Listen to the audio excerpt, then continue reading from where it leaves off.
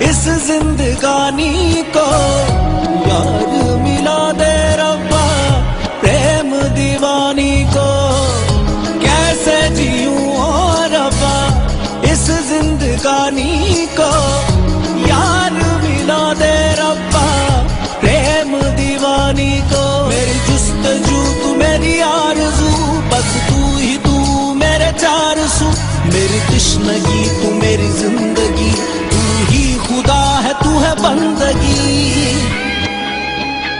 कैसे जीऊं तेरे बिन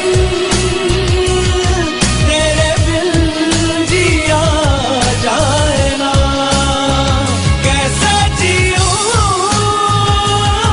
तेरे बिन जिया जाए ना, तेरे बिन जिया जाए ना। রেন্টেড ফ্ল্যাটের সিঙ্গেল বেডে শুয়ে ডায়েরিটা নেড়েচেড়ে দেখছিল সৌম্য। কয়েকটা পাতা উল্টে ইউনিভার্সিটির পুরনো কিছু ছবি দেখে হঠাৎ কি একটা ভেবে মুখটা বাংলার পাঁচের মতো করে নেয়। তারপর একটা অদ্ভুত দৃষ্টিতে, স্টিল নাও তোর সেই ফিলিংসটা হয়। জানলার ঠিক সামনেটায় দাঁড়িয়ে রয়েছে সিদ্ধার্থ। দূরের বিল্ডিংগুলোকে একবার দেখে নিয়ে একটা দীর্ঘশ্বাস ফেলে বলে, জেনে কি করবি? আরে বাবা বল না, কিরকম হয় সেই ফিলিংসটা? সিদ্ধার্থ কোনো উত্তর দেয় না।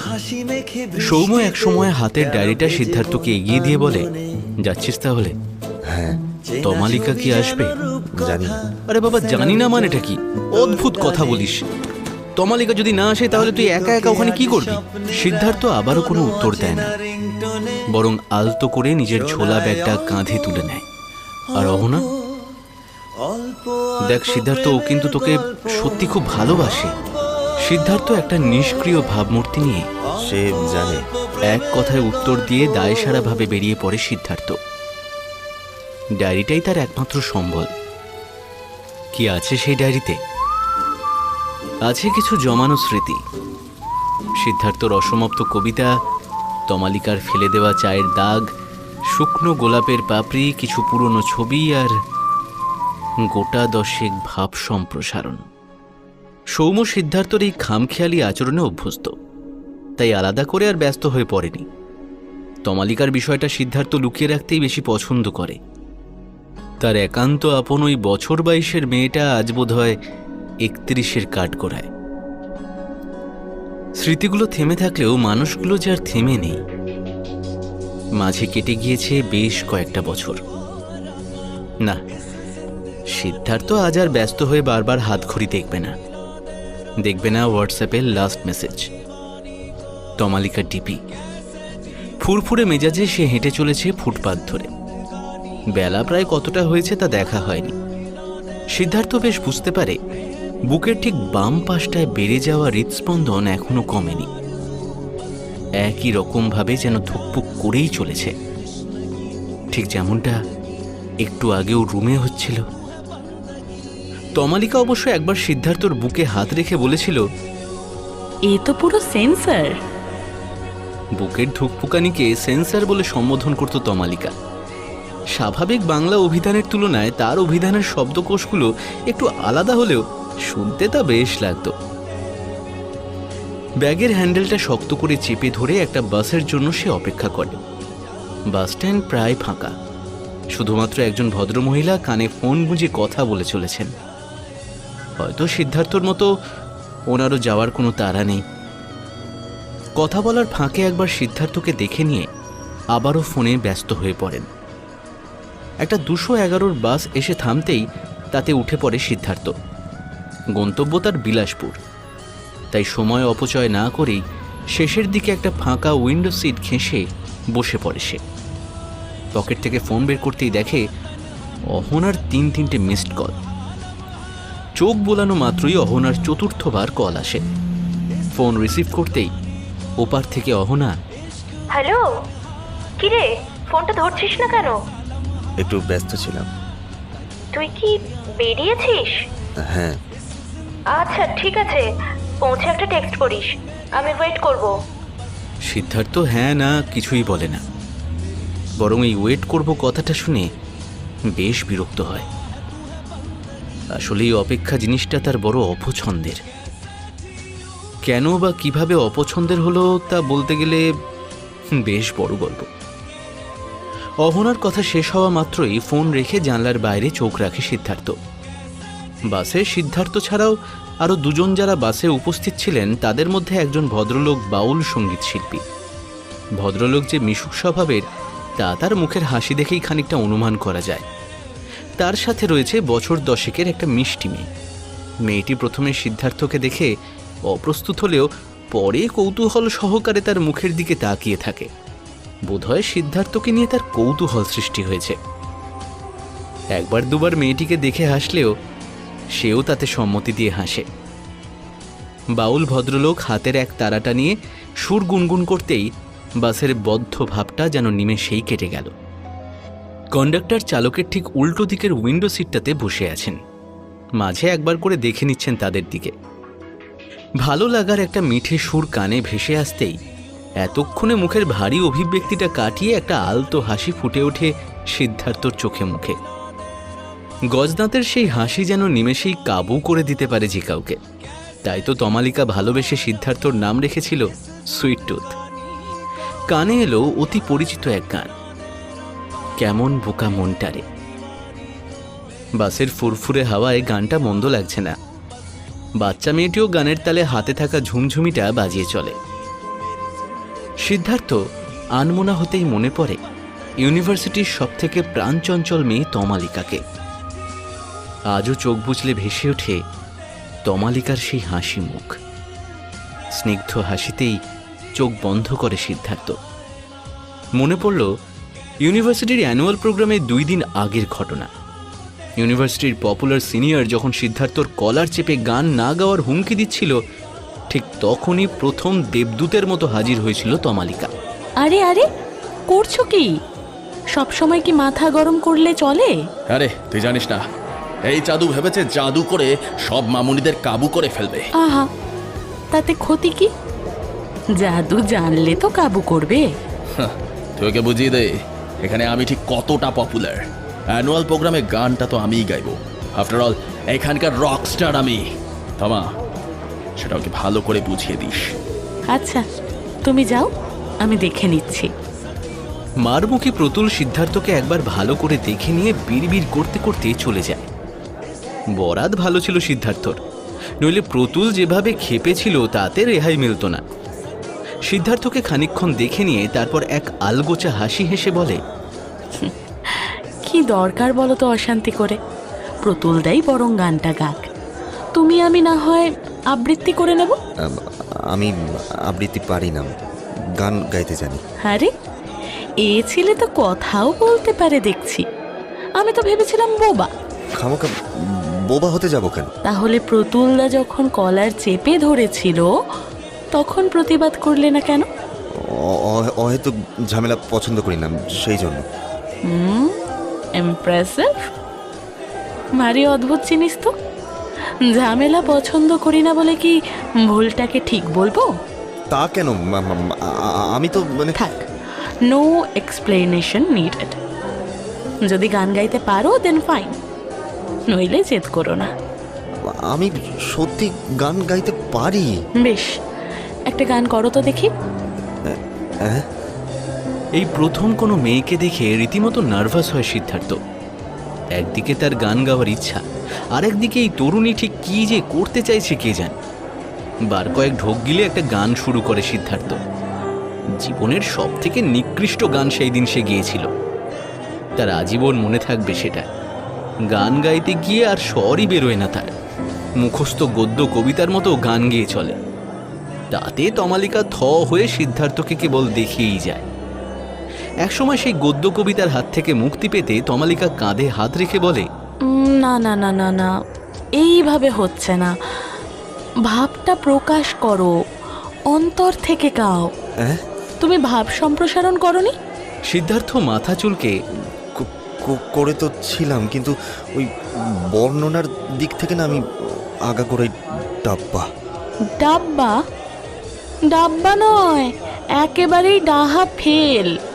রুমাল দিয়ে মুখ মুছে সিদ্ধার্থ বলে, তাহলে কি হবে? কি আবার হবে? মেয়েরা ইগনোর করবে, আর এই ইউনিভার্সিটির সমাজ তোমাকে কোণঠাসা করবে বৎস। সিদ্ধার্থ একটা হতাশা ভরা মুখ নিয়ে বলে, আর আমার গান গাওয়া? আগে ভাব সম্প্রসারণ, তারপর গান। এইভাবে কি কেউ গান গায়? সিদ্ধার্থ বেশ অপ্রস্তুতে পড়ে যায়। আজ অবধি এইরকম প্রেস্টিজ ইস্যু তাকে আগে ফেস করতে হয়নি। গান শেখা তার ছোটবেলাতে, আগাগোড়াই সে ভালোই গান গেয়ে এসেছে। জানে না কেন তমালিকা সামনে আসতেই বিষয়টা একেবারে ঘেঁটে গেল। তমালিকা মৃদু হাসে। আলাপচারিতা বেড়ে ওঠার আগেই একটা ছেলে তমালিকার ব্যাগটা নিয়ে হাজির হয়। হেয়ারস্টাইল আর টি শার্ট দেখে মনে হয়েছিল বড়লোক বাপের কেয়ারলেস ছেলে। ছেলেটিও একবার ভালো করে সিদ্ধার্থকে দেখে নেয়। কিরে চল, আরে বাইরে তো সবাই ওয়েট করছে তোর জন্য। তমালিকা সিঁড়ি থেকে উঠে পড়তেই সিদ্ধার্থ মৃদু স্বরে বলে, আমার ভাব সম্প্রসারণ? পিছু ফিরে তমালিকা মিষ্টি হাসি হেসে বলে, শিখিয়ে দেব। ইউনিভার্সিটির কয়েকদিনের তিক্ত অভিজ্ঞতার মধ্যে সেই দিনটা সিদ্ধার্থর বেশ ভালোই কেটেছিল। টানা 3 দিন র্যাগিংয়ের পর চতুর্থ দিনে অবশেষে মুক্তি দেয় তমালিকা নামের সেই অচেনা মেয়েটি। পরে অবশ্য খোঁজ নিয়ে জানতে পেরেছিল মেয়েটার নাম Tamalika Sen. Same batch, same ইয়ার, ক্লাসমেট। সিনিয়র না হলেও সিনিয়রদের সাথে বেশ ভালোই ভাব রয়েছে তার। হাতের ডায়েরিটা নিয়ে তমালিকাকে একদৃষ্টিতে চলে যেতে দেখেছিল সিদ্ধার্থ। ছেলেটি বেশ গা ঘেঁষে হেঁটে গিয়েছিল তার সাথে। সম্ভবত সেই দিনের আবির বলে ছেলেটি তার বয়ফ্রেন্ড। সিদ্ধার্থর পলক পড়ে না। তমালিকা সেই ছেলেটির সাথে হেঁটে চলে যায়। ডায়েরিটা ঝাড়া দিয়ে একবার উঠে দাঁড়ায় সিদ্ধার্থ। বেশ বুঝতে পারে বুকের মধ্যে একটা অদ্ভুত ধুকপুকুনি হচ্ছে।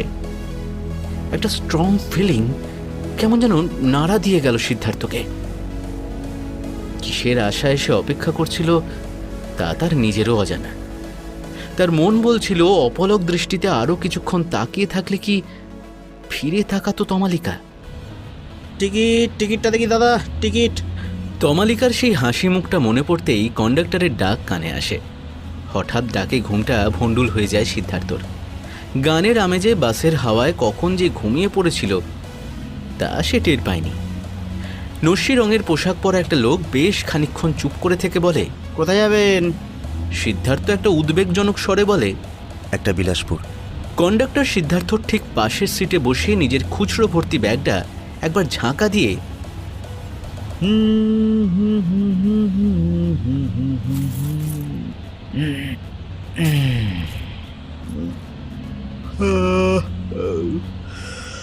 অনেকদিন পর কেউ বিলাসপুরের টিকিট কাটলো, বুঝলেন? কেন বলুন তো? আর কেন কি মশাই, ওসব ভুতুরে জায়গা হয়ে গেছে, বুঝলেন না? কেউ নামে না, কেউ ওঠে না। তা আপনি ওখানে? অপেক্ষা বোঝেন? অপেক্ষা। অপেক্ষা? বাহ, ভালো। নিন দাদা, আপনার টিকিটটা রাখুন। একটা অপেক্ষা রয়েছে তার আর তমালিকার মাঝে, ঠিক যেমন সেই দিন সে জানিয়েছিল কলেজের ফাঁকা কমন রুমে। আনমোনা তমালিকা তার স্ট্রেট চুল একবার আঙুলের মাঝে পাক দিয়ে বলে, this is not fair Sidhu. আমরা আমরা লুকিয়ে দেখা করছি কেন? সেটা তো তুমিই জানো। তমালিকা সিদ্ধার্থর কাঁধে মাথা রেখে বলে, আসলে আমার ভালো লাগে তোমার সাথে একান্তে সময় কাটাতে, গান গাইতে, হাবিজাবি কথা বলতে। Feels like comfort, you know. বুঝলাম। কি বুঝলে? Hashtag comfort zone. সিদ্ধার্থের সেই কথায় খিলখিল করে হেসে উঠেছিল তমালিকা। সিদ্ধার্থ দৃষ্টি স্থির।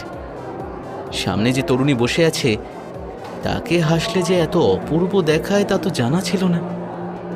তবে কি সিদ্ধার্থর দেখার মাঝেও কোথাও একটা ফাঁকি রয়ে গেছে? তবে কোন তমালিকাকে দেখছে সিদ্ধার্থ? সিদ্ধার্থর হাতে আলগা স্পর্শ করে তমালিকা। আমাদের মাঝে কি আছে সিদ্ধার্থ? সেই প্রশ্নের উত্তর চোখে চোখ রেখে বলার সাহস সেই দিন ছিল না। তাই মাথা নামিয়ে একটা ভারী ব্যক্তিত্ব নিয়ে সিদ্ধার্থ বলেছিল, অপেক্ষা। হঠাৎই গাড়ির তীব্র হর্ন বেজে উঠতেই ঘোরটা কাটে সিদ্ধার্থর। কন্ডাক্টর তখনও বসে রয়েছেন তার ঠিক পাশেই। এখনও উনি কিছু বলে চলেছেন। আগের কথাগুলোয় মনোযোগ দেওয়া না হলেও এবার বেশ মনোযোগ দিয়ে শুনে সিদ্ধার্থ নিজের ব্যাগটা হালকা করে চেপে বললেন, এই বিলাসপুরে আর কেউ আসে না। কি আছে ওখানে বলুন তো? সেই একটা ভাঙা স্কুল, একটা বন্ধ কারখানা। আগে যদি বা লোকজন ছিল, আসা যাওয়া করতো, ভিড়ভাট্টা হতো। এখন সেসব কারখানাও বন্ধ। তাও বহু বছর হয়ে গেল, সে আমার বাবার আমলের কথা। কোনো ডেভেলপমেন্ট নেই। কে থাকবে ওখানে? যারা ছিল তারাও জায়গা ছেড়ে ধীরে ধীরে চলে গেছে সব। বড্ড চুপচাপ, কেমন মন খারাপ লাগে। আপনার মনে হয় না? যার যখন সময় হবে তখন সে যাবে, সে মানুষ হোক বা তোমার এই বিলাসপুরের অতীত। হতাশার সুরে বলা কথাটা শুনে কন্ডাক্টর আর কিছু বলতে পারে না। হয়তো ওনার কথাও ফুরিয়ে এসেছে। বাসের কোথাও সেই বাউল সঙ্গীত শিল্পী আর বাচ্চা মেয়েটিকে দেখা গেল না। বোধহয় তারা গন্তব্যে পৌঁছে গিয়েছে। তবে সিদ্ধার্থ কি গন্তব্যে পৌঁছতে পেরেছে? এখনো খানিকটা হাঁটা পথ বাকি। ব্যাগ হাতে সিদ্ধার্থকে উঠে আসতে দেখে কন্ডাক্টর বললেন, বিলাসপুর এখনো আসেনি দাদা, একটু দাঁড়ান, ইঞ্জিনে প্রবলেম হয়েছে, ঠিক হয়ে যাবে এখনই। না থাক, আমি এখানেই নেমে যাচ্ছি। সিদ্ধার্থকে খানিকটা অন্যমনস্ক দেখে একসময় কন্ডাক্টরটি চুপ করে যায়। আনমনা হয়ে বাস থেকে নেমে হেঁটে চলে এবড়ো খেবড়ো পথ ধরে। এখানে রাস্তাগুলো এরকমই। বাস আর লোডের ট্রাক ছাড়া খুব একটা যাতায়াত করে না কেউ। এখানে পথের ধারে মন ভোলানোর নেই কোনো আদুরে ফুল গাছ। যা আছে তা গুল্ম ঝোপঝাড়ের মাঝে কিছু নামহারা ফুল। তারা আদুরে নয়, অবহেলায় বেড়ে উঠছে দিন দিন। সিদ্ধার্থ সেই ফুলগুলোর দিকে তাকিয়ে কিছুক্ষণ হেঁটে চলে।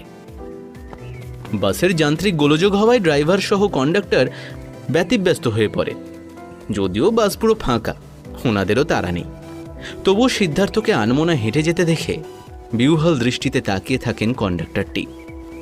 হয়তো সিদ্ধার্থর না বলা কথাগুলোর নিরর্থক অর্থ খুঁজতে গিয়ে সময় নষ্ট করছেন তিনি। সে বেশ বুঝতে পারছে একজোড়া চোখ তাকে নম্র বিদায় দিয়ে ফিরে যাবে শহরের ব্যস্ত সড়কে কোনো চেনা কলোনিতে। কিন্তু পিছু ফিরে দেখা যে মানা, তাই ইচ্ছে থাকা সত্ত্বেও ফিরে দেখে না, সামনের দিকে হেঁটে চলে।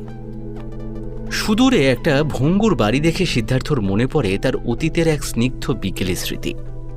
যে বিকেল অধিকার করে থাকতো তার তমালিকা, আর তমালিকার মন জুড়ে থাকতো এই বিলাসপুরের এক নিরিবিলি লেক। এই লেকটাই তাদের সুখ দুঃখের বিরহ বন্ধুত্বের কেন্দ্রবিন্দু, তাদের বিকেলের সেই একান্ত মুহূর্তগুলোর একমাত্র সাক্ষী। লেকটার স্পেশালিটি কিছুই নেই। নির্জন মফস্বল এলাকায় পাড় ভাঙা এক বড় লেক। আছে নিরিবিলি কিছু ভগ্নস্তূপ। স্পেশাল হলো এই লেকে কাটানো মুহূর্তগুলো। সিদ্ধার্থর বেশ মনে আছে, এক বিকেলে হাত ধরে তমালিকা বলেছিল, জানো, এই অবৈতনিক স্কুলটা আর ওই বন্ধ কারখানাটা একটা প্রজেক্টের আন্ডারে রয়েছে। শুনেছি এই স্কুলটা ভেঙে তৈরি হবে একটা বিশাল জুট ফ্যাক্টরি। অনেক মানুষের আয়ের উৎস হয়ে উঠবে, আর সাথে হবে ডেভেলপমেন্ট। বেশ তো, তাহলে তো ক্ষতি নেই। জায়গাটা নির্জন থাকবে না বলো? কথাটা শুনে বেশ উদাসীন হয়েছিল তমালিকা। এক ঠায় দৃষ্টিতে তাকিয়ে দেখে সেই স্কুলটার দিকে। তারপর একটা উদাসীনতা মাখা সুরে বলে, অস্তিত্বের ক্ষয় হলে মনটা কেমন বিষাদ হয়ে যায়, তাই না সিধু? মানে তোমার আবার কি হলো? তাকিয়ে দেখো, এই পরিত্যক্ত অবৈতনিক স্কুলটা আজও কারোর অপেক্ষায় রয়েছে। সময়ের পরিক্রমায় ক্ষয়টুকু আগলে নিজের অস্তিত্বটুকু টিকিয়ে রেখেছে সযত্নে। স্কুলটা ভাঙা হলে সেই যুগ যুগান্তরের অপেক্ষা যে মুছে যাবে সিধু। কথাটা শেষ করেই জল ভরা চোখে একবার দেখে নেয় সিদ্ধার্থকে। তারপর দু হাতে জাপটে ধরে সিদ্ধার্থর শরীরটাকে। সেই বিকেল মায়াবী ছিল না তমালিকার আর্দ্র চোখে অব্যক্ত ভালোবাসা ছিল তা জানা নেই। তবে সেই উষ্ণ আলিঙ্গনে দুজনে যে আরো কাছাকাছি এসেছিল তার একমাত্র সাক্ষী ছিল সেই নির্জন লেকের পারে ভগ্ন স্কুলটি। সিদ্ধার্থ তমালিকার মাথায় হাত বুলিয়ে বলে, এই তমালিকা, আরে আরে কি হলো তোমার? তুমি তুমি থাকবে তো সিধু? তমালিকার বুকের ধুকপুকুনিটা ক্রমশ বাড়ছে। সিদ্ধার্থ স্থির, নড়ে চড়ে বসার ক্ষমতাটুকু নেই। বেশ বুঝতে পারে তমালিকার সাথে আরো একটা হৃদয়ে ধুকপুক করে চলেছে। ভয় হয় যদি তমালিকা বুঝে ফেলে তারই সাথে দুর্বল হয়েছে সে, তবে যে ধরা পড়ে যাবে। প্রেমিক তার আবেগকে আড়াল করতে পারেনি, যেন তমালিকার মায়ায় হারিয়ে ফেলেছে নিজেকে। সিদ্ধার্থকে আস্তে আস্তে খামচে ধরছে তমালিকা। বোধহয় কোনো এক অনিশ্চয়তা অনুমান করে ভীষণ ভয় পেয়েছে সে। তাকে আশ্বাস দিতেই সিদ্ধার্থ মৃদু হেসে বলে, থাকবো। তমালিকা কতটা আশ্বস্ত হয়েছিল সে জানে না, তবে সিধু সেই দিন তাকে শুধুই আশ্বস্ত করার জন্য কথাটা বলেনি। এইদিকে সময় হয়ে এসেছে। গুটি গুটি পায়ে হাঁটতে হাঁটতে সে এসে পড়েছে তার গন্তব্যস্থলে। লেকের ঠিক বাইরেটাতেই সে এসে দাঁড়িয়ে রয়েছে। অতীতে স্মৃতির মূল কেন্দ্রবিন্দুতে দাঁড়িয়ে আজ সে ভালো করে আশপাশটা দেখে নেয়। বিহ্বল দৃষ্টিতে আরও একটু জোর দিয়ে সিদ্ধার্থ দেখে নেয় ওপারের সমস্ত আবাসনগুলো। এই কয়েক বছরে কোনো ভাঙা গড়া হয়েছে কিনা। ঠিক যেভাবে জীবনের সমস্ত ভাঙা গড়ার মাঝে আমরা অবশিষ্টটুকু খুঁজি, ঠিক সেই রকমই। বর্ডার গার্ড বলতে লেকের ধারে একটা জং ধরা কাঁটা তার গার্ডওয়াল হিসেবে থাকে। তবে লেকের যে দিকটায় সিদ্ধার্থরা বসে সেখানের কাঁটা তারটা মাটিতে লুটিয়ে পড়েছে। বোধহয় সেই দিক দিয়েই একসময় একাধিক মানুষ যাতায়াত করেছে। সিদ্ধার্থ সেই দিকের পথ অনুসরণ করেই এগিয়ে যায় লেকের ঠিক কাছেই। তারের কাছ থেকে যেতে গিয়েই আটকে যায় কাঁধের ঝোলা ব্যাগটা। সিদ্ধার্থ নিজের সবটুকু বল দিয়ে সেটাকে ছাড়িয়ে নিয়ে হেঁটে চলে। লেকের সামনেই বড় বাঁধানো কদম গাছ, শুকনো পাতায় ঢাকা অবহেলিত সেই বেদি। দেখে মনে হচ্ছে দীর্ঘদিন পরিচর্যার অভাবে নিঃসঙ্গতা গ্রাস করেছে। আর কদম গাছের ঠিক এই বেদিতেই পা ঝুলিয়ে বসত সিদ্ধার্থ আর তমালিকা। এখানের লেকের জল বেশ পরিষ্কার। অন্য সময় বেদিতে বসে পা দোলালে জল স্পর্শ করা না গেলেও বর্ষাকালে লেকের জল উপচে কিছুটা পাড়ের উপরের নিচু অংশে জমে থাকে। আর ঠিক তখনই কদমতলে পা ঝুলিয়ে বসলে জলের স্পর্শ পাওয়া যায়। সেই নৈসর্গিক আমেজে হৃদয়স্পর্শী মানুষটাকে মনে পড়বে না তার, সে সম্ভাবনা নেই বললেই চলে। সিদ্ধার্থ আগের মতো আজও তার অন্যথা করেনি, বেছে নিল সেই নিরিবিলি কদমতলটিকেই। সাবধানে বেদিতে এসে বসে। এখনো সূর্য অস্ত যায়নি। পাশের খালি জায়গায় একবার চোখ বুলিয়ে নিয়ে পাটা ঝুলিয়ে দেয় নিচের দিকে। পা হালকা জলের স্পর্শ পেল। ওপারের ভগ্নপ্রায় অবৈতনিক স্কুলটার দিকে তাকাতেই তমালিকার বলা একটা পুরনো কথা মনে পড়ে গেল। সিধু, অবৈতনিক স্কুল ভেঙে ফ্যাক্টরি তৈরি হলে আশপাশটা ডেভেলপ হবে, আর ঠিক লেক থেকে মিনিট 15 দূরত্বে একটা ফ্ল্যাট কিনে নেব আমরা, কেমন? বেশ। তারপর আর কি, তুমি আর আমি থাকবো ওই ফ্ল্যাটে, সংসার করব আমরা। এই, তুমি কখনো ভেবে দেখেছ আমাদের সংসার নিয়ে? এখন অবধি ভাবিনি, তুমি রাজি হলে ভেবে দেখবো। আমাকে বিয়ে করবে সিধু? তমালিকার সেই ভাবলেশীন দৃষ্টি যেন কিছুতেই উপেক্ষা করতে পারে না সিদ্ধার্থ। আলতো স্পর্শে উড়ন্ত চুলগুলো কানের পাশে সরিয়ে দিয়েছিল সেদিন সিদ্ধার্থ। তবুও মুখ ফুটে হ্যাঁ বলা স্পর্ধা হলো না তার। তারপর আবার এক্সের কথা মনে করে আমার কাঁধ ভেজাবে না তো? দূর, আবিরকে মনে করে আর কান্নাকাটি করি না। আমি বুঝতে পেরেছি ওই মানুষটা কখনোই আমার ছিল না। কিভাবে বুঝলে? আমার হলে এভাবে হারিয়ে যেত না। আর আমি হারিয়ে গেলে? কথাটা বলা মাত্রই তমালিকা মুখ চেপে ধরে সিধুর। ঝিলের চেয়েও গভীর আর্দ্র চোখ দুটোয় সেদিন সিধু যা দেখেছিল তা হলো ভয়, হারানোর ভয়। তবে কি তমালিকাও ভালোবেসে ফেলেছিল, নাকি একটা মায়া? দীর্ঘদিন এর অভ্যাস থেকে বেরিয়ে আসতে না পারার পিছু টান। সিদ্ধার্থ একটা বন্ধুত্বপূর্ণ ভরসা দিয়ে ভুলিয়েছিল তমালিকাকে। সিদ্ধার্থ অতীতের স্মৃতিতে আবারও হারিয়ে যাওয়ার আগেই পাতার খড়মড়ে শব্দে ঘোর কাটে তার। একটা যুবতী সরু পাড় দেওয়া মেরুন রঙের সিম্পল শাড়ি পরে এগিয়ে আসে কদম গাছের দিকে, ঠিক বেদির কাছে যেখানে সিদ্ধার্থ বসে রয়েছে সেইখানে। সিদ্ধার্থর অপলক দৃষ্টি বলে দেয় সেই যুবতী তমালিকা ছাড়া আর অন্য কেউ নয়। হাতের কালো সাইড ব্যাগটা নিয়ে নিঃশব্দে এসে বসে সিদ্ধার্থর পাশে। তমালিকার উপস্থিতি টের পেতেই বুকের ধুকপুকুনিটা আবারও শুরু হয়ে যায় তার। কিছুটা একান্ত মুহূর্ত প্রায় নিঃশব্দেই কেটে যায়। খানিকটা সাহস জুগিয়ে নিঃশব্দতা ভাঙে সিদ্ধার্থ। কেমন আছো? ভালো আছি। আমিও এই বেশ আছি, কাজে কর্মে দিন কেটে যাচ্ছে। সিদ্ধার্থর কথা শুনে কোনো উত্তর দেয় না তমালিকা। এক দৃষ্টিতে তাকিয়ে থাকে লেকের জলের দিকে। সিদ্ধার্থ তমালিকার নজর এড়িয়ে একবার দেখে নেয় তার পা দুটো। সরু নুপুরে সুন্দর পা দুটো সে ঝুলিয়ে বসেছে। সিদ্ধার্থ কিছু বলার আগেই এবার তমালিকা বলে, বোধহয় অনেকক্ষণ বসে থাকতে হয়েছে তোমাকে। তা ঠিক, তবে বোর হয়নি একটু। প্রায় অনেক বছর পর এখানে এসে বেশ ভালোই লাগছে। কি করছিলে এতক্ষণ? সিদ্ধার্থ মৃদু গম্ভীর স্বরে বলে, অপেক্ষা। কথাটা শুনে তমালিকা একবার ফিরে তাকায় সিদ্ধার্থর দিকে। প্রায় মিনিট খানেকের সেই নিষ্পলক নজরবন্দি থেকে সিদ্ধার্থকে রেহাই দিয়ে একটা দীর্ঘশ্বাস ছাড়ে তমালিকা। অপেক্ষা করেছিলে তবে? আমি তো ভেবেছিলাম। আমি আসবো না, কি তাই তো? ঠিক সেরকম নয়, তবে একটা সংশয় ছিল মনে।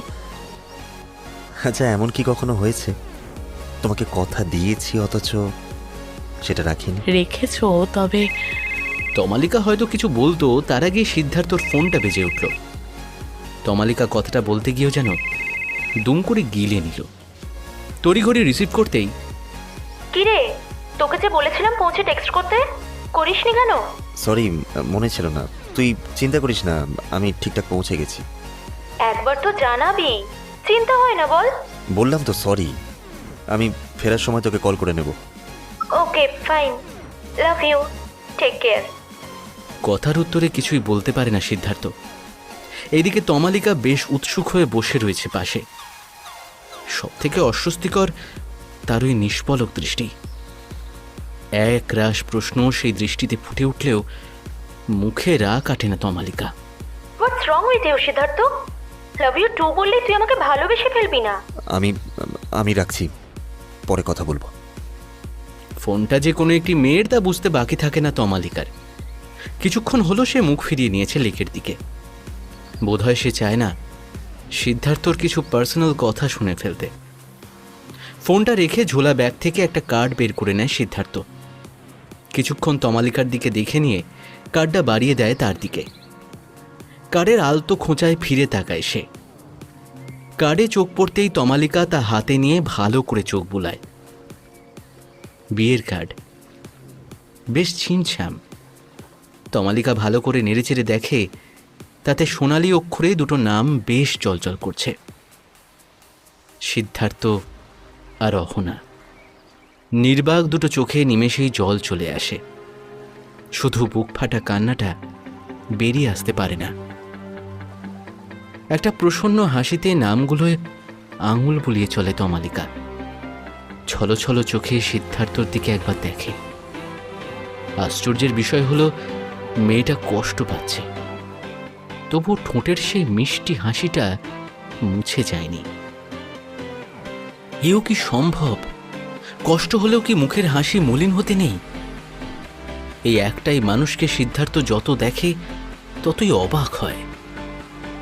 সিদ্ধার্থ তমালিকার আরও একটু কাছে এগিয়ে এসে বসে। না, আজ তোমাকে প্রেমিকা রূপে নয়, বরং অভিভাবক রূপেই বড্ড কাছে চাইল সিদ্ধার্থ। তমালিকা এখনো কার্ডটি দেখে চলেছে। সিদ্ধার্থ আলগা স্বরে বলল, আমি কিন্তু কথা রেখেছি তোমার, আমি ফিরিয়ে দিইনি তাকে। তমালিকা অস্ফুট স্বরে বলল, অহনা। সিদ্ধার্থ ঘাড় নেড়ে সম্মতি জানায়। তমালিকার চোখ দুটো স্থির, জল গড়িয়ে পড়ে, তাও মুখে একটা প্রসন্ন হাসি। কেন জানে না 10 বছর আগের মতো আবারও বুকের ধুকপুকুনিটা হঠাৎ বেড়ে গেল। তবে এবারে তার সাথে একটা চিনচিনে ব্যথাও অনুভব করলো সিদ্ধার্থ। তমালিকা চোখ মুছে, এটা তো টেমপ্লেট। বিয়ের ডেট কবে? ডেট এখনো ফিক্সড হয়নি, তবে অহনার ইচ্ছা আছে এই বছরের ডিসেম্বরে বিয়েটা সেরে ফেলার। বাহ, খুব ভালো। তোমাকেই প্রথম দেখানো, অহনাকেও এখনো দেখাইনি কিন্তু আমি। তমালিকা মৃদু হেসে বলে, একই রকম রয়েছে, বদলাওনি একটু। যাই হোক, ওসব কথা বাদ দাও। আবির কেমন আছে বলো? তা বিয়ের পর সংসার কেমন লাগছে? আবির ভালোই আছে। শুনেছি লাস্ট ইয়ার মুম্বাইতে গিয়েছে, ওখানেই শিফট করেছে মেবি। আর তুমি? আমি ঠিক বুঝলাম না। সবকিছু ভুলে গিয়ে বোঝাপড়া করে নেব ভেবেছিলাম, কিন্তু কিন্তু হয়ে উঠল না আর। বোঝাপড়ায় কি আর ভালোবাসা বাঁচে? কিন্তু হোয়াটসঅ্যাপে যে জানিয়েছিলে আবিরের সাথেই অবশেষে তুমি গাঁটছড়া বাঁধবে। তাই তো কথা ছিল। আবির বলেছিল সংসারটা না হয় সে বন্ধুর সাথেই করবে, কিন্তু বিশ্বাস করো তাতে সেই ভালোবাসাটা ছিল না। আর বিয়ে? ওই বিয়ে করাটাই আর হয়ে উঠবে না। মানসিক বার্ধক্য এসে গিয়েছে সিধু। নতুন করে ভালোবেসে সংসার করার ইচ্ছেটুকু আর নেই। সিদ্ধার্থর চোখের কোণে জল চিকচিক করে উঠতেই, তমালিকা, ওই মেয়েটাকে খুঁজে এনে দেবে প্লিজ। কাকে? ইউনিভার্সিটির সেই প্রাঞ্চঞ্চল মেয়েটা, যাকে আমি খুব ভালোবাসি, যে একান্তই শুধু আমার তমা। সিদ্ধার্থর কথা শুনে ফুঁপিয়ে কেঁদে ওঠে তমালিকা। তমালিকার হাত দুটো জড়িয়ে ধরে সিদ্ধার্থকে। দীর্ঘক্ষণের এক ভালো থাকার অভিনয় শেষ হতে খসে পড়ছে হাসির মুখোশটা। সিদ্ধার্থ সেই উষ্ণ আলিঙ্গনে খানিকটা ভিজে গিয়েই বুকের মধ্যে তমালিকাকে চেপে ধরে। অভিভাবকের মতো সান্ত্বনা দেওয়ার জন্য মাথায় মাঝে মাঝে হাত বুলিয়ে বলে, এমনটা তো হওয়ার কথা ছিল না তমা, তবে সব এলোমেলো করে দিলে কেন? তমালিকা এখনো নিজেকে সামলে উঠতে পারেনি, কেঁদে চলেছে। হাতের বাঁধন ক্রমশ শক্ত হয়।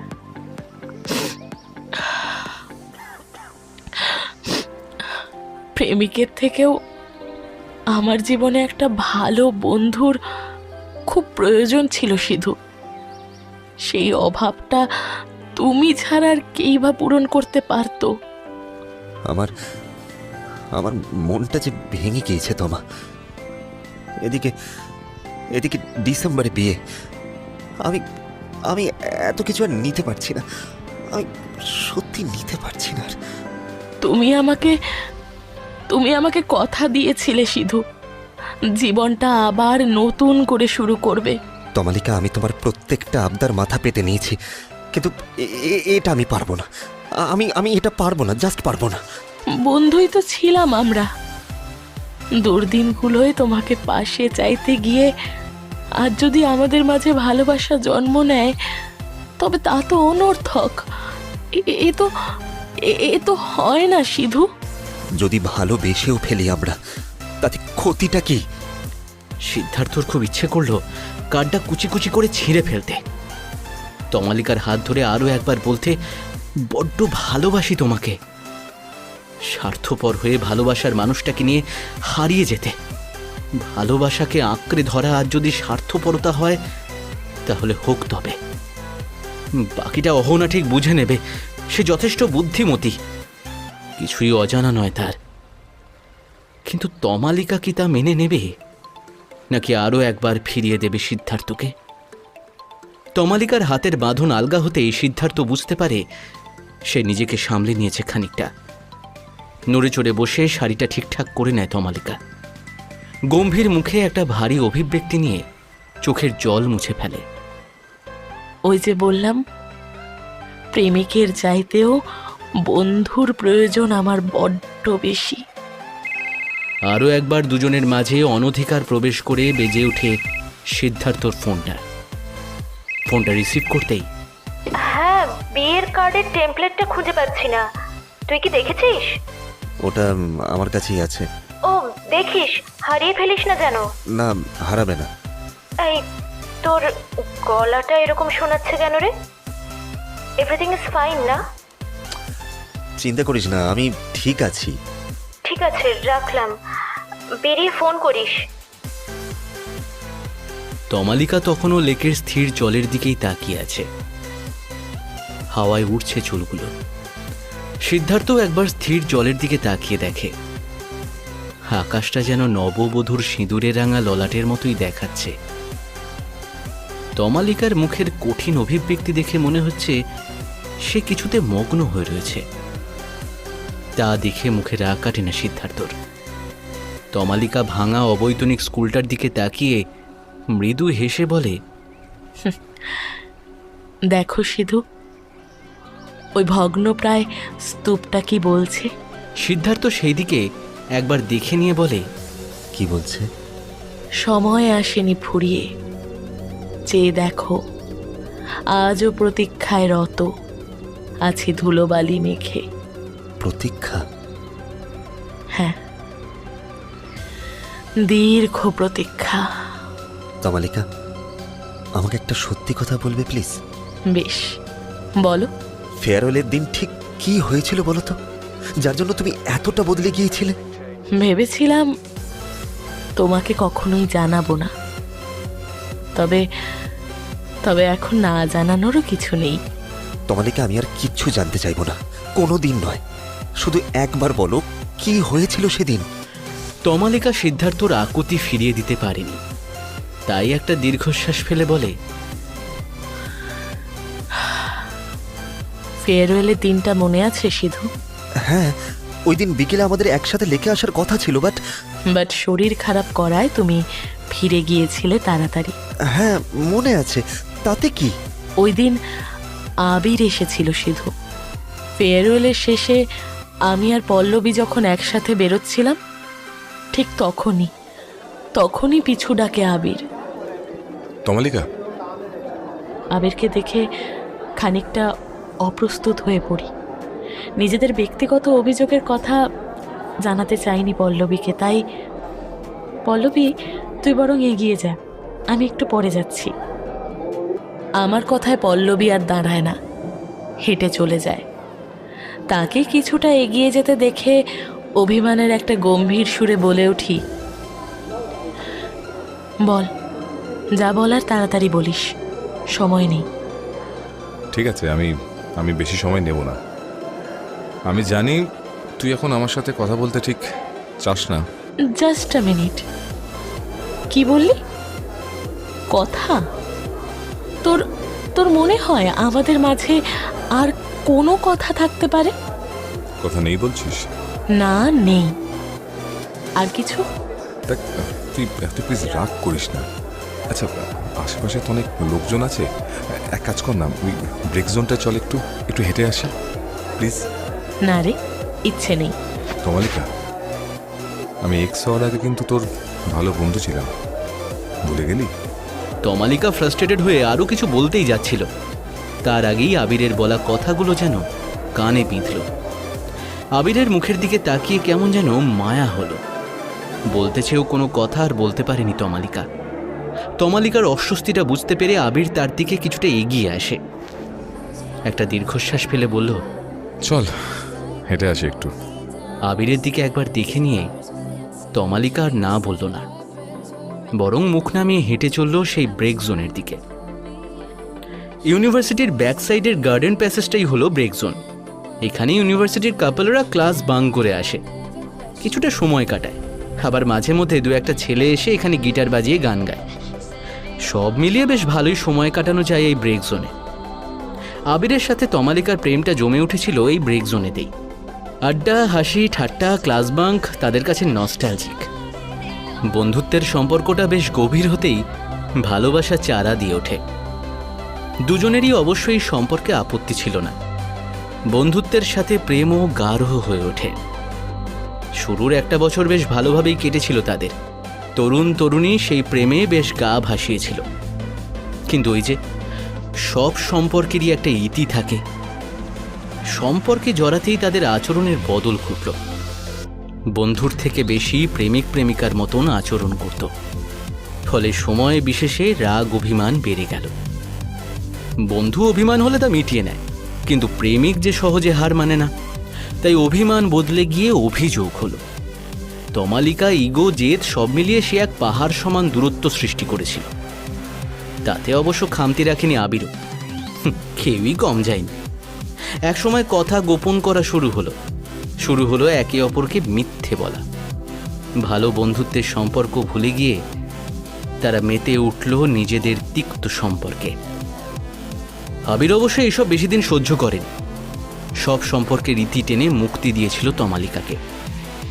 প্রথম মানতে বেশ কষ্ট হয়েছিল তমালিকার। প্রথম প্রেমের বিচ্ছেদ ভুলে এগিয়ে চলাটা খুব একটা সুখকর ছিল না তার কাছে। আবির অবশ্য এইসব নিয়ে বন্ধু মহলে কোনোদিনও মুখ খোলেনি, অভিযোগ জানায়নি তমালিকাকেও। আউট হাউসের দেবদারু গাছের পাশের খালি সিট দুটো দেখে আবির থেমে যায়। একই ফেয়ারওয়েল, তার উপর অনুষ্ঠান শেষের বিরতি। ব্রেক জোনের এই ফ্রি স্পেসটার কথা কারোর আর মনে নেই হয়তো। আয় এদিকে আয়। তমালিকা বেশ বাধ্য মেয়ের মতোই আবিরের পাশের সিটে বসে পড়ে। প্রথম 5 মিনিট চুপ করে থাকলেও অবশেষে নীরবতা ভাঙে আবির। তমালিকার চিন্তিত মুখের দিকে একবার তাকিয়ে হেসে বলে, কিরে, তুই তো একেবারে টেনশনে পড়ে গেলি। না, তেমন কিছুই না। বল, কি বলবি? আবির এখনো তমালিকাকে দেখছে, হয়তো ভালোভাবে তাকে একবার দেখে নিচ্ছে। ভালো আছিস? তোর কি মনে হয় ব্রেকআপের পর কি ঘরে মুখ গুঁজে লুকিয়ে থাকবো আমি? না না, একেবারেই না। আচ্ছা দেখ, আমি কিন্তু আদ্যপান্ত বাউন্ডুল একটা ছেলে, ফুল কেয়ারলেস। আমার দ্বারা এক্সামটাকে সিরিয়াসলি নেওয়া হলো না, আর রিলেশনশিপ সে ভাই আমার এলেমের বাইরে, বহুত বড় জিনিস। But how? আমি তোকে খুব ভালোবাসতাম Abir. It was not a joke. I know dear. বাবার পরে যদি আমাকে সত্যি করে কেউ ভালোবেসে থাকে সেটা তুই। তাহলে কেন করলি এটা? কেন? জাস্ট কেন? কেন সেভাবে আমিও ঠিক বলতে পারবো না, তবে একটা জিনিস আমি খুব ডিপলি রিয়েলাইজ করলাম, মানে এই প্রেম টেম আমার দ্বারা হবে না, বুঝলি? হ্যাঁ, যেটা হতে পারে সেটা হচ্ছে বন্ধুত্ব।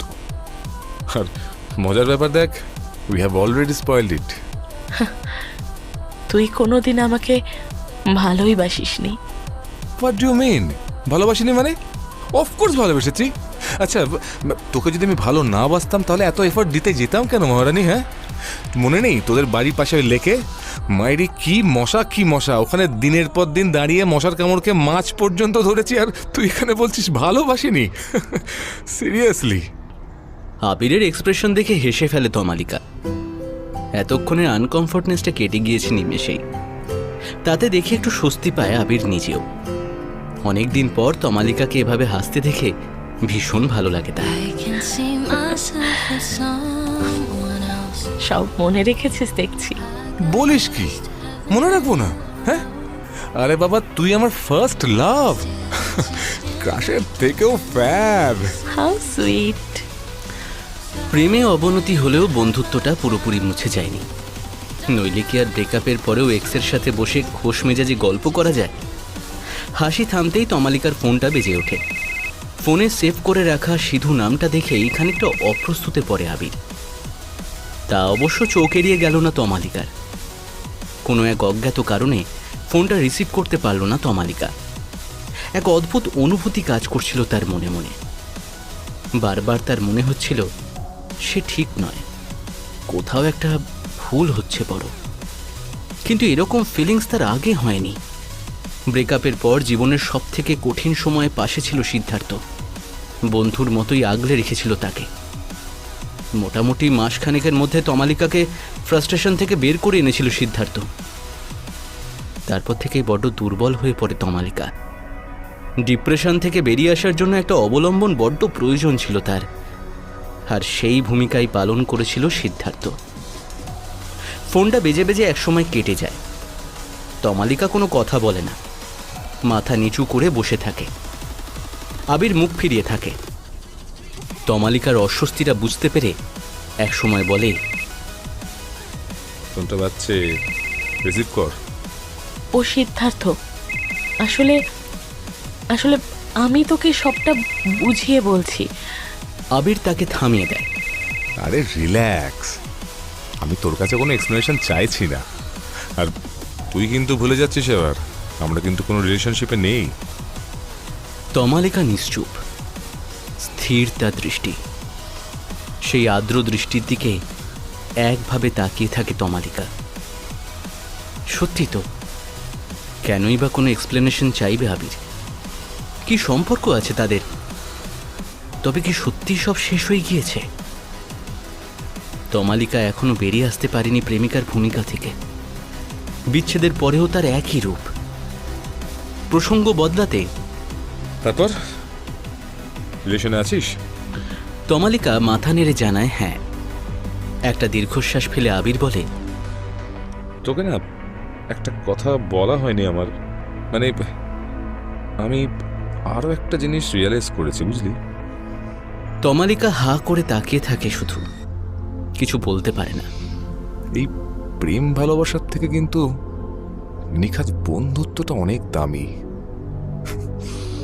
কিন্তু দুঃখের কি জানিস, যখন সেটা বুঝলাম ততক্ষণে তোকে হারিয়ে ফেলেছি।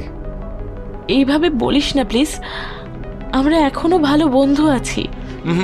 এক মিনিট, ছিলাম, আছি নয়, পাস্ট টেন্স, ঠিক আছে? আমরা এখন শুধু একটা পরিচিত মুখ। Time has changed Tamalika, we have to move on. তোকেও এগোতে হবে। কেন জানি না তমালিকা সত্যি আটকে গিয়েছিল একটি মানুষে, অভ্যাসবশত হোক বা মায়াতে। আবিরের মুখের হাসিটা বলে দেয় সে নিজেকে সামলে নিয়েছে, আগের থেকে অনেকটা পরিণতও হয়েছে। তমালিকার ফোনটা বেজে যায়। হাতের শক্ত মুঠোয় ব্যাগ আর ফোনটা ধরে থাকে সে। আবির উঠে দাঁড়ায়, বোধহয় তার কথা ফুরিয়েছে। কলের পুতুলের মতো উঠে দাঁড়ায় তমালিকা। আবির তমালিকার মুখটা নিজের দু হাত দিয়ে ধরে। সেই একই ভুল প্লিজ তুই অন্তত করিস না। এই আক্ষেপটা কিন্তু আমার কোনো দিনও যাওয়ার নয়। অন্তত তুই তো ভালো থাকিস। কথাটা শেষ করে আবারও মৃদু হাসে আবির। একটা বন্ধুত্বপূর্ণ আদরে খানিকটা আশ্বস্ত করে তমালিকাকে। তারপর বেশিক্ষণ আর দাঁড়ায় না আবির, চলে যায়। ছেলেটা একবারও ঘুরেও দেখে না তমালিকাকে। বোধহয় ফিরে দেখলে আর সামনে এগিয়ে যেতে পারত না। তমালিকার হাতটা শক্ত করে ধরে সিদ্ধার্থ। তারপর আর কি, কিছুক্ষণ বসে আমিও ফিরে এসেছিলাম বাড়িতে। তবে একা একা প্রায় কতক্ষণ যে বসেছিলাম তা খেয়াল নেই। কষ্ট হচ্ছে খুব? তমালিকা মাথা নেড়ে তাতে সম্মতি জানায়। সিদ্ধার্থ বুঝতে পারল না এই কষ্টটা তমালিকা কেন পাচ্ছিল। ব্রেকআপের পর অভিমানে মন থেকে ফ্ল্যাশ আউট করে ফেলেছিল তমালিকা। তবে আজ কেন সে কষ্ট পাচ্ছে? তবে কি মনের কোথাও এখনো লুকিয়ে আছে আবির? সিদ্ধার্থ দীর্ঘশ্বাস ফেলে। তমালিকা সেটা বুঝতে পেরে, কষ্ট কেন পাচ্ছি জানো? আমি সেদিন প্রেমিকের সাথে কাছের বন্ধু হারিয়ে ফেলেছিলাম সিধু। মানে আবিরের প্রতি আর কোনো সফট কর্নার তোমার ছিল না? না, ছিল না। অবশেষে সিদ্ধার্থ বুঝল তমালিকার ঘেঁটে যাওয়া জীবনে অভাব এক বন্ধুর।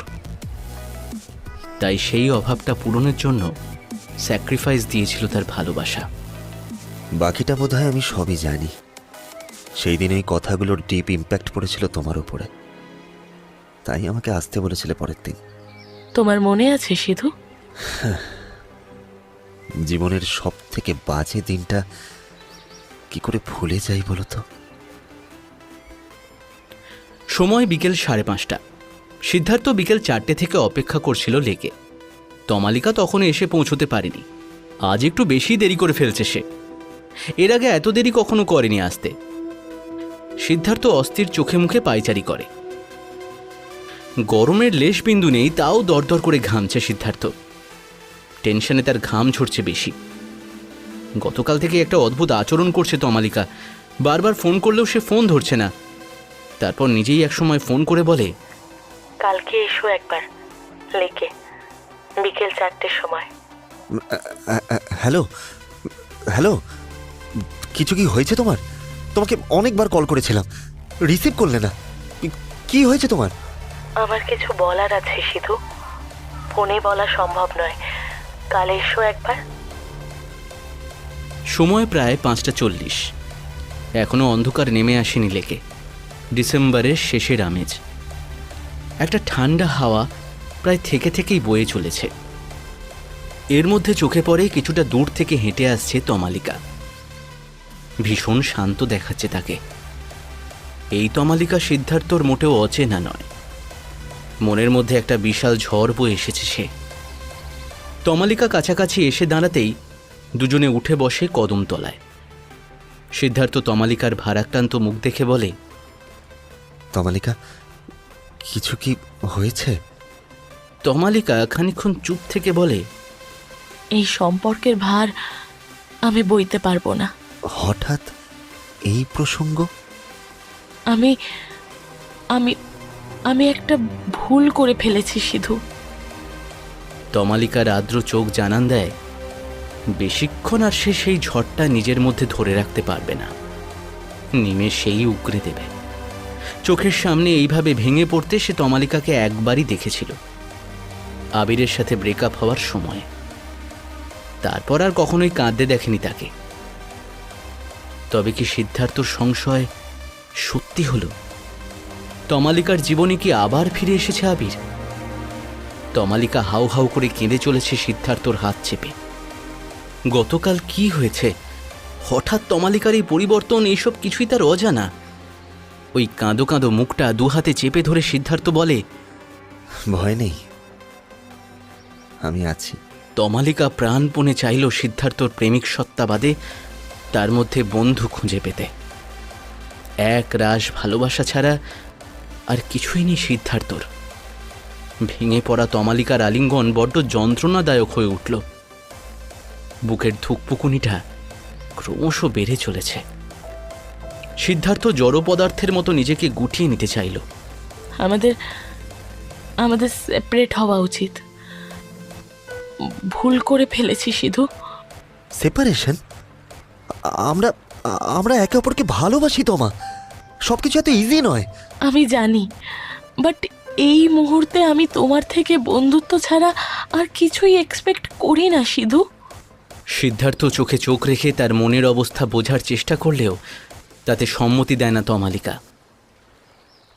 রাতারাতি কেমন বদলে গিয়েছে সে। একসময় যে ভালোবেসে ঘর বাঁধতে চেয়েছিল, আজ বন্ধুত্ব এক্সপেকটেশন বলে রীতিমতো আঘাত করছে সিদ্ধার্থকে। তমালিকা চোখের জল মুছে, পারবে না আমার বন্ধু হতে? সিদ্ধার্থর মুখের ভাষা নেই। Sidhu, I need you, please please কিছু বলো। কথায় কথায় সন্ধে কখন নেমে আসে তা খেয়ালই নেই দুজনের। সিদ্ধার্থর সামনে দুটো উপায় ছিল। এক, তমালিকার ইচ্ছেকে সম্মতি জানিয়ে তাকে ভালো রাখা। আর দুই, ভালোবাসা বন্ধুত্ব দুটোকেই বিসর্জন দিয়ে তাকে চির বিদায় দেওয়া। সিদ্ধার্থর বেশ মনে আছে ব্রেকআপের পর তমালিকার সেই বিষণ্ণ মুখ। মাঝরাতে ফোন করে, আমি আমি আমি আমি ভালো নেই সিধু। টানা 1.5 ঘন্টা তমা কথা বলেছিল সেদিন।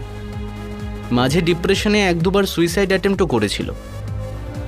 তমালিকাকে আবারও সেই অবস্থায় ফিরিয়ে আনতে চাইল না সিদ্ধার্থ। মা মরা ছেলে সে, প্রিয় মানুষকে হারিয়েছে জন্মের পরই। শোক বিচ্ছেদ কি জিনিস তা অজানা নয়। বড্ড ভয় পায় সে বিচ্ছেদকে, তাই কোনোভাবেই সে হারাতে চাইল না তমালিকাকে। অতএব প্রথম উপায়টিকেই চরম সিদ্ধান্ত হিসেবে মেনে নিল সিদ্ধার্থ। তমালিকার চোখের জল মুছে কিঞ্চিত হেসে জবাব দেয়, তুমি যা চাইবে সেটাই হবে, শুধু কষ্ট পেও না প্লিজ। কান্নার মাঝেও মুখে একটা হাসির রেখা ফুটে উঠল তমালিকার। সে মনের যুদ্ধে জিতে গিয়েছে। বিবেক দংশনের হাত থেকে মুক্তি পেতেই তাকে বেশ হালকা মনে হলো। সেদিনের পর তাদের সম্পর্কের সমীকরণটা বদলে গিয়েছিল। তমালিকা বাড়ি ফিরেছিল সিদ্ধার্থকে দুটো শর্ত দিয়ে। 1, সিদ্ধার্থকে সব ভুলে সংসারী হতে হবে, আর 2, তাদের ঘন ঘন এই সাক্ষাৎ পর্বে দীর্ঘ বিরতি দিতে হবে। সিদ্ধার্থ আবারও তমালিকাকে ফিরিয়ে দিতে পারেনি। আসলে তাকে ফিরিয়ে দেওয়াই যায় না। পুরুষের ভালোবাসা তো এমনই হয়, নিবিড় গাঢ়। শেষ কথা হয়েছিল বছর 10 পরে আবারও ফিরে আসবে তারা এই লেকের ধারেই। সময় অবশ্য নির্ধারিত ছিল জুলাইয়ের প্রথম সপ্তাহের রবিবার। এই কথায় ও কথায়, তমালিকা, একটা সত্যি কথা বলো তো, আমার বিয়ের কার্ডে কিচ্ছু খোঁজনি তুমি? সিদ্ধার্থর চোখ দুটো জলজল করে উঠল। তমালিকা বেশ বুঝল এই প্রশ্নের জন্যই অপেক্ষা করেছিল সিদ্ধার্থ। সুযোগ এখনো আছে সিদ্ধার্থকে মনের কথা জানিয়ে আবারও তাকে নিজের মনে করে আঁকড়ে ধরার। মনের কথা জানতে পারলে অহনাকে ফিরিয়ে দেবে সিদ্ধার্থ নিমেষেই, সেই বিশ্বাসও আছে। কেন জানি না আবারও আগের মতোই মন সায় দিল না তমালিকার। আবিরের বলা কথাগুলো আবারও মনে পড়ল। বন্ধুত্ব প্রেমের থেকেও দামি। ব্যাস, এখানেই শেষ। সিদ্ধার্থর গান গাওয়া শেষ, ভাব সম্প্রসারণ শেষ, তাদের অপেক্ষা শেষ। ভাবাবেগকে সামলে তমালিকা একটু ম্যাচিওর বিহেভ করল। হ্যাঁ, খুঁজছিলাম নিজের নামটা। অবাক হলে তাই না? না, আমি অবাক হইনি একটু। আজ আমি সত্যি খুশি। তোমার বিয়ের খবরটা শুনে খুব খুব ভালো লাগছে জানো। আমাদের মাঝে কি আছে তোমা? বিলাসপুরের অপেক্ষা, নিরিবিলি লেক আর আর বন্ধুত্ব।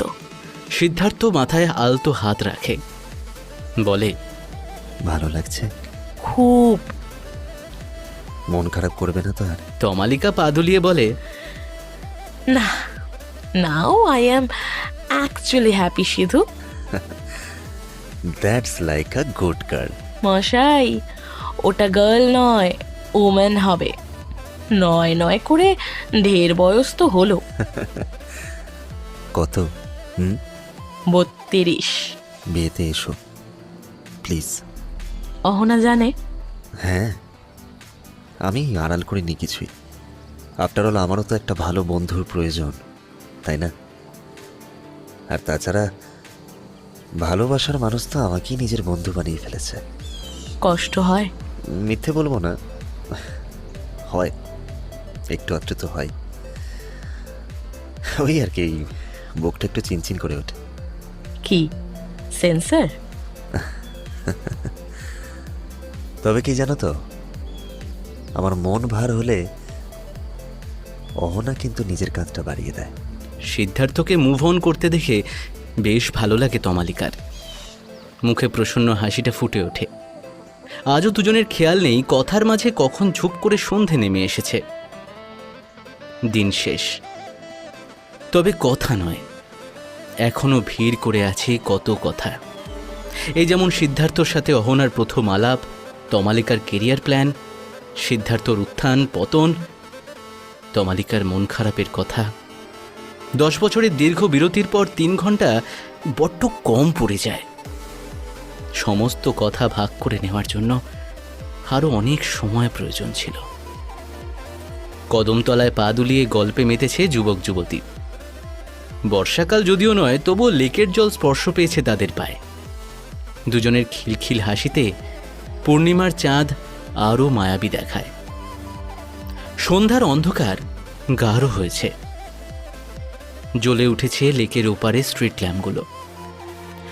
একসময় তমালিকা হাত ঘড়িতে সময় দেখে জানায়, এই রে, অনেকটা দেরি হয়ে গিয়েছে, এবার ফিরতে হবে। আরও একটুখানি থেকে গেলে হতো না? না, এবার ফেরার পালা।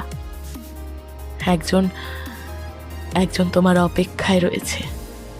বাকরুদ্ধ সিদ্ধার্থ ভালোভাবে একবার দেখে নেয় তমালিকাকে। বিয়ের আগে প্রিয় মানুষটিকে সম্ভবত এই শেষ দেখে নেওয়া। আলগোছা হেসে হাত নেড়ে বিদায় জানায় তমালিকা। আজ তবে আসি সিধু। তমালিকার ভাষায় সেন্সার খুব ফার্স্ট রেসপন্স করছে। খুব করে আরও কিছুক্ষণ থাকতে চাইলেও আর উপায় নেই। সিদ্ধার্থ সেই প্রথম দেখার মতো হতাশা নিয়েই বলে, আবার কবে দেখা হবে তোমা? তমালিকা আগের মতোই পিছু ফিরে জানায়, তোমার উপন্যাসে আমার চরিত্রের অবসান হলো আজ। অহনাকে নিয়ে ভালো থেকো, ওকে কষ্ট দিও না। তমালিকা হেঁটে চলে যায় কাঁটা তার বেরিয়ে। অন্ধকারে তার অস্ফুট অবয়ব কিছুটা বোঝা গেলেও পরে তা অন্ধকারে মিলিয়ে যায়। বেশ খানিকক্ষণ তাকিয়ে থাকে সিদ্ধার্থ। তমালিকার এই আসা যাওয়ায় সে অভ্যস্ত, কিন্তু আজকের চলে যাওয়াটা একদম আলাদা। তমালিকা পিছু ফিরে দেখেনি কখনোই, আজ দেখেছে। এইবার ফেরার পালা। মিনিট খানেক বাদে বিলাসপুরের এই লেক ছেড়ে ফিরে যেতে হবে তাকেও। আসা যাওয়ার মাঝে থেকে যাবে শুধু প্রতীক্ষা। আবারও কোনো একদিন সময়ের ব্যবধানে তারা ফিরে আসবে এই অজপাড়া বিলাসপুরে।